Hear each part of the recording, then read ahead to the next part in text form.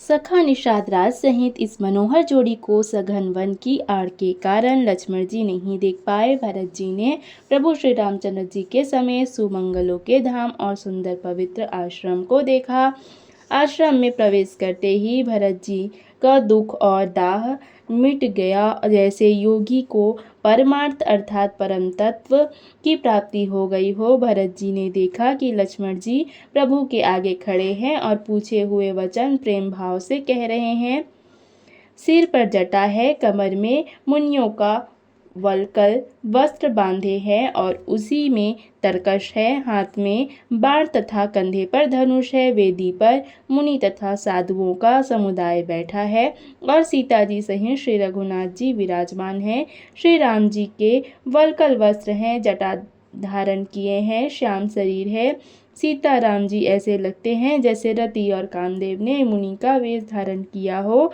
श्री राम जी अपने कर कमलों से धनुष बाण फेर रहे हैं और हंसकर देखते ही जी की जलन हर लेते हैं। सुंदर मुनि मंडली के बीच में सीता जी और रघुकुल चंद्र श्री रामचंद्र जी ऐसे सुशोभित हो रहे हैं जैसे ज्ञान की सभा में साक्षात भक्ति और सच्चिदानंद शरीर धारण करके विराजमान हैं। छोटे भाई शत्रुघ्न और सखा निषादराज समेत भरत जी का मन प्रेम में मग्न हो रहा है। हर्ष, शोक, सुख, दुख आदि सब भूल गए हैं। हे नाथ, रक्षा कीजिए, हे गुसाई रक्षा कीजिए, ऐसा कहकर वे पृथ्वी पर दंड की तरह गिर पड़े।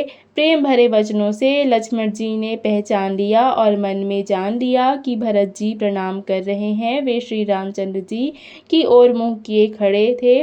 भरत जी पीछे पीछे थे, इससे उन्होंने देखा नहीं।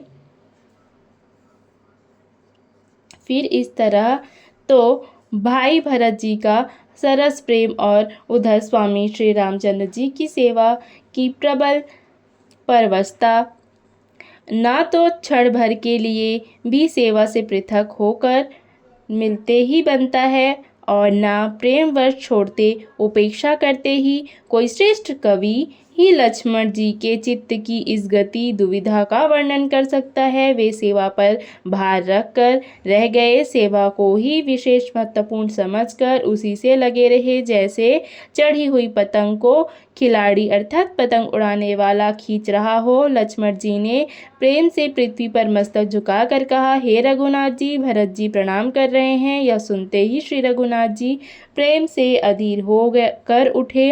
कहीं वस्त्र गिरा, कहीं तरकस, कहीं धनुष और कहीं बाण। कृपा निधान श्री रामचंद्र जी ने उनको जबरदस्ती उठाकर हृदय से लगा लिया। भरत जी और श्री रामचंद्र जी के मिलते ही रीति को देखकर सबको अपनी सुध भूल गई। मिलन की प्रीति का कैसा उल्लेख किया जाए, वह तो कवि कुल के लिए कर्म, मन, वाणी तीनों से अगम है। दोनों भाई भरत जी और श्री राम जी में बुद्धि, चित्त और अहंकार को भुलाकर परम प्रेम से पूर्ण हो रहे हैं। कहिए उस श्रेष्ठ प्रेम को कौन प्रकट करे? कवि की बुद्धि किसकी छाया का अनुसरण करे? कवि तो अक्षर और अर्थ का ही सच्चा बल है, नट ताल की गति के अनुसार ही नाचता है। भरत जी और श्री रघुनाथ जी का प्रेम अगम्य है, जहाँ ब्रह्मा, विष्णु और महादेव का भी मन नहीं जा सकता। उस प्रेम को मैं कुबुद्धि किस प्रकार कहूँ भला? गाडर की ताक से भी कहीं सुंदर राग बज सकता है, अर्थात तालाबों और झीलों में एक तरह की घास होती है, उसे गाडर कहते हैं। भरत जी और श्री रामचंद्र जी के मिलने का ढंग देख कर देवता भयभीत हो गए। उनकी धक धुड़ी धड़कने लगी। देवगुरु बृहस्पति जी ने समझाया, तब कहीं वे मूर्ख चेते और फूल बरसाकर प्रशंसा करने लगे। फिर श्री राम जी प्रेम के साथ शत्रुघ्न से मिलकर तब केवट निषादराज से मिले। प्रणाम करते हुए लक्ष्मण जी से भरत जी बड़े ही प्रेम से मिले। तब लक्ष्मण जी ललक कर बड़ी उमंग के साथ छोटे भाई शत्रुघ्न से मिले। फिर उन्होंने निषादराज को हृदय से लगाया। फिर भरत शत्रुघ्न दोनों भाइयों ने उपस्थिति मुनियों को प्रणाम किया और इच्छित आशीर्वाद पाकर वे आनंदित हुए। छोटे भाई शत्रुघ्न सहित भरत जी प्रेम में उमंग कर सीता जी के चरण कमलों की रज सिर पर धारण कर बार बार प्रणाम करने लगे। सीता जी ने उन्हें उठाकर उनके सिर को अपने कर कमलों से स्पर्श किया, अर्थात सिर पर हाथ फेरकर उन दोनों को बैठाया। सीता जी ने मन ही न आशीर्वाद दिया, क्योंकि वो स्नेह में मग्न है, उन्हें देह की सुध बुध नहीं है। सीता जी को सब प्रकार से अपने अनुकूल देखकर भरत जी सोच रहित हो गए और उनके हृदय का कल्पित बह जाता रहा। उस समय ना तो कोई कुछ कहता है, ना कोई कुछ पूछता है। मन प्रेम से परिपूर्ण है, वह अपनी गति से खाली है, यानी संकल्प विकल्प और चांचल्य से शून्य है। उस अवसर पर केवल धीरज धरकर और हाथ जोड़कर प्रणाम करके प्रार्थना करने लगा, हे नाथ, मुनिनाथ वशिष्ठ जी के साथ सब माताएं, नगर निवासी, सेवक, सेनापति, मंत्री सब आपके वियोग से व्याकुल होकर आए हैं। गुरु का आगमन सुनकर शील के समुद्र श्री रामचंद्र जी ने सीता जी के समीप शत्रुघ्न जी को रख दिया और वे परम धीर, धर्म धुरंधर, दीन दयालु श्री रामचंद्र जी उसी समय वेग के साथ चल पड़े। गुरु जी के दर्शन करके लक्ष्मण सहित प्रभु श्री रामचंद्र जी प्रेम में भर गए और दंडवत प्रणाम करने लगे। मुनि श्रेष्ठ वशिष्ठ जी ने दौड़कर उन्हें हृदय से लगा लिया और प्रेम में उमंग कर वे दोनों भाइयों से मिले। फिर प्रेम से पुलकित होकर केवट निषाद राज ने अपना नाम लेकर दूर से ही वशिष्ठ जी को दंडवत प्रणाम किया।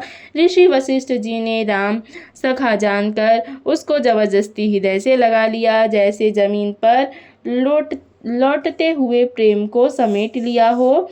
श्री रघुनाथ जी की भक्ति सुंदर मंगलों का मूल है। इस प्रकार कहकर प्रशंसा करते हुए देवता आकाश से फूल बरसाने लगे। वे कहने लगे, जगत में इसके समान सर्वथा नीच कोई नहीं और वशिष्ठ जी के समान बड़ा कौन है, जिसको देखकर मुनिराज वशिष्ठ जी लक्ष्मण जी से भी अधिक उसमें आनंदित होकर मिले।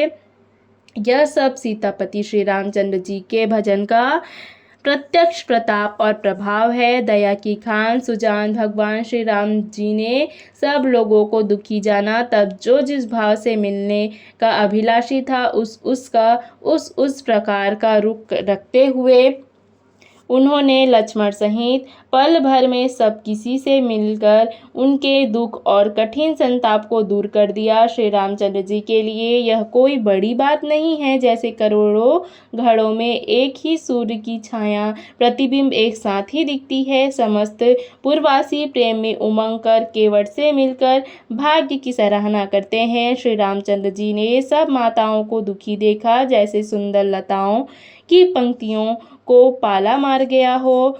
सबसे पहले राम जी कैकेयी से मिले और अपने सहज स्वभाव तथा भक्ति से उनकी बुद्धि को तर कर दिया। फिर चरणों में गिरकर काल कर्म और विधाता के सिर दोष मढ़कर श्री राम जी ने उनको सांत्वना दी। तब श्री रघुनाथ जी सब माताओं से मिले। उन्होंने सबको समझा बुझाकर संतोष दिलाया कि हे माता, जगत ईश्वर के अधीन है, किसी को भी दोष नहीं देना चाहिए। अब दोनों भाइयों ने ब्राह्मणों की स्त्रियों सहित जो भरत जी के साथ आई थी, गुरु जी की पत्नी अरुंधति जी के चरणों की वंदना की और उन सब का गंगा जी तथा गौरी जी के समान सम्मान किया। वे सब प्रसन्न होकर कोमलवाड़ी से आशीर्वाद देने लगी। फिर दोनों भाई पैर पकड़कर सुमित्रा जी की गोद में जा लिपटे, जैसे किसी अत्यंत दरिद्र को संपत्ति से मिलना हो गया हो। फिर दोनों भाई माता कौशल्या जी के चरणों पर गिर पड़े।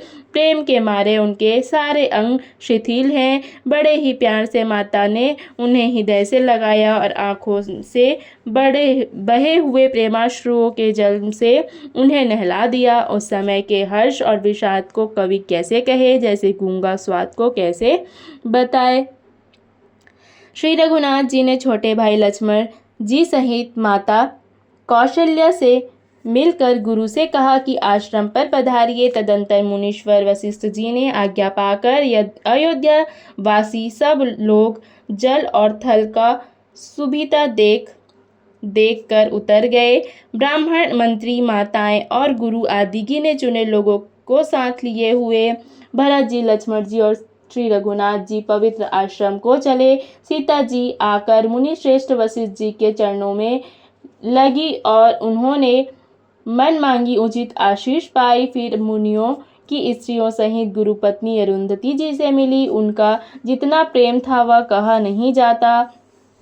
सीता जी ने सभी के चरणों की अलग अलग वंदना करके अपने हृदय को प्रिय अर्थात अनुकूल लगने वाले आशीर्वाद पाए। जब सुकुमारी सीता जी ने सब सासुओं को देखा तब उन्होंने सहम कर अपनी आंखें बंद कर ली। सासुओं की बुरी दशा देखकर उन्हें ऐसा लगता है जैसे राजहंसिनियां बधिक के वश में पड़ गई हों, अर्थात मन में सोचने लगी कि कुचाली विधाता ने क्या कर डाला। उन्होंने भी सीता जी को देखकर बड़ा दुख पाया। सोचा जो कुछ देव सहावे वह सब सहना ही पड़ता है। तब जानकी जी हृदय में धीरज धरकर नीलकमल के समान आंखों में जल भरकर सब सासुओं से जाकर मिली। उस समय पृथ्वी पर करुणा अर्थात करुणा रस छा गई। सीता जी सबके पैरों लग लग कर अत्यंत प्रेम से मिल रही हैं और सब सासुएं स्नेहवश हृदय से आशीर्वाद दे रही हैं कि तुम सुहाग से भरी रहो। सीता जी और सब रानियां स्नेह के मारे व्याकुल हैं। तब ज्ञानी गुरु ने सबको बैठ जाने के लिए कहा। फिर मुनिनाथ वशिष्ठ जी ने जगत की गति को माई कहकर कुछ परमार्थ की कथाएं बातें कहीं। तदंतर वशिष्ठ जी ने राजा दशरथ जी के स्वर्ग गमन की बात सुनाई, जिसे सुनकर रघुनाथ जी ने दुसह दुख पाया और अपने प्रति उनके स्नेह को उनके मरने का कारण विचार कर धीर धुरंधर श्री रामचंद्र जी अत्यंत व्याकुल हो गए।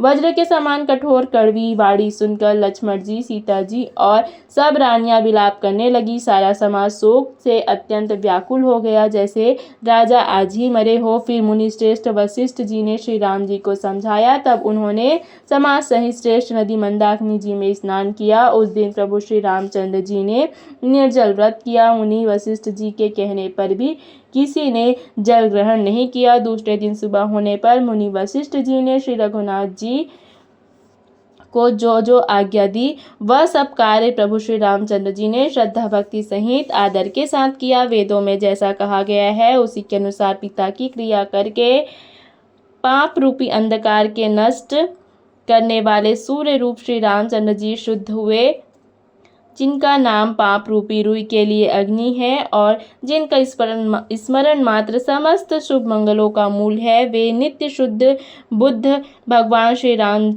जी शुद्ध हुए। साधुओं की ऐसी सम्मति है कि उनका शुद्ध होना वैसे ही है जैसे तीर्थों के आवाहन से गंगा जी शुद्ध होती है। गंगा जी तो स्वभाव से ही शुद्ध है, उनमें जिन तीर्थों का आवाहन किया जाता है उल्टे ही गंगा जी के संपर्क में आने से शुद्ध हो जाते हैं। इसी प्रकार सच्चिदानंद रूप श्री राम तो नित्य शुद्ध है, उनके संसर्ग से कर्म ही शुद्ध हो गए। जब शुद्ध हुए 2 दिन गुजर गए तब श्री रामचंद्र जी प्रीति के साथ गुरु जी से बोले, हे नाथ, सब लोग यहाँ अत्यंत दुखी हो रहे हैं, कंदमूल फल और जल का ही आहार करते हैं। भाई शत्रुघ्न सहित भरत को, मंत्रियों को और सब माताओं को देखकर मुझे एक एक पल युग के समान गुजर रहा है। अतः सबके साथ आप अयोध्यापुरी को पधारिए, लौट जाइए। आप यहाँ है और राजा अमरावती स्वर्ग में है। अयोध्या सुनी है, मैंने बहुत कह डाला, यह सब बड़ी ठिठाई की है। हे गोसाई, जैसा उचित हो वैसा ही कीजिए। वशिष्ठ जी ने कहा, हे राम, तुम धर्म के सेतु और दया के धाम हो, तुम भला ऐसा क्यों ना कहो। लोग दुखी हैं, 2 दिन तुम्हारा दर्शन कर शांति लाभ कर ले। श्री राम जी के वचन सुनकर सारा समाज भयभीत हो गया, जैसे समुद्र में जहाज जगमगा गया हो। परंतु जब उन्होंने गुरु वशिष्ठ जी की श्रेष्ठ कल्याण मूलक वाणी सुनी तो उस जहाज के लिए जैसे हवा अनुकूल हो गई।